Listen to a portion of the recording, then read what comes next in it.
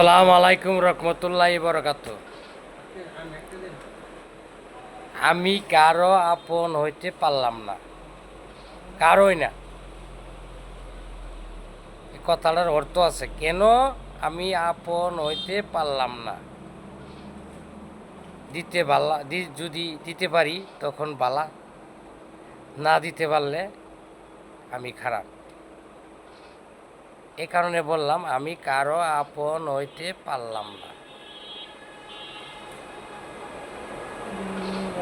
আর কোনো দিন আপন লোকেতে দূরে থাকই বালা। আত্মীয় স্বজন হোক, যত কিছুই হোক, দূরে থাকাটা অনেক উত্তম, অনেক ভালো।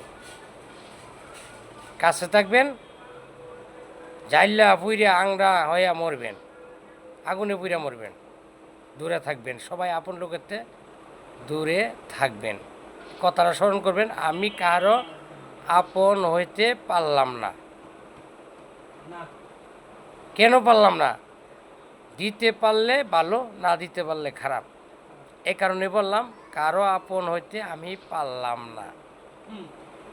এই কারণে আত্মীয় স্বজন বন্ধু বান্ধবের কাছ থেকে দূরে থাকারই বালা। আমি একা পড়ে আছি, ঢাকা শহর খুব শান্তি আছে। খাইলাম না খাইলাম কেউ দেখলো না, খাইলেও দেখলো না, না খাইলেও দেখলাম না। তো আপন লোকের থেকে দূরে লইলাম, ঢাকা শহরে খুব শান্তি আছি, ভালো আছি, দূরে থাকলাম। কিন্তু বাড়িতে যাই মাঝে মাঝে, জানেন মায়া লাগে কিসে? শুধু একটা মেঘনা নদী আছে বাড়ির পাশে, এই মেঘনা নদীটার মায়ের কারণে আমার হৃদয়টার মাঝে খারাপ লাগে, কান্দে। এই কারণে আমি বাড়িতে যাই, না হলে আমি এই নরসিংদী ডিস্ট্রিক্টের মাটির উপরে পাড়া দিতাম না,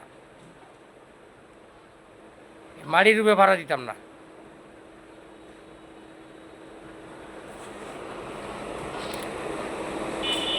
লাইফুরা থানার মাটির উপরে পাড়া দিতাম না, পারি না। এক পারলাম না, মাল লাগি মারে কইলাম, পারলাম না। এখন বড় সংসার হয়েছে, জীবতা নাতিনতি রয়েছে, ওরার লাগিও পারতাছি না। খুব চেষ্টা করতেছি অতি শীঘ্রই আমি নরসিংদীতে সইরা যাওয়ার জন্য। ভালো লাগে না। আপন লোক যে আঘাত দিছে, যে কষ্ট দিছে, এই আপন লোকের থেকে দূরে লাগবার লাগে অনেক চেষ্টা করতেছি। ইনশাল্লাহ আল্লাহ যদি আমার সহায়তা,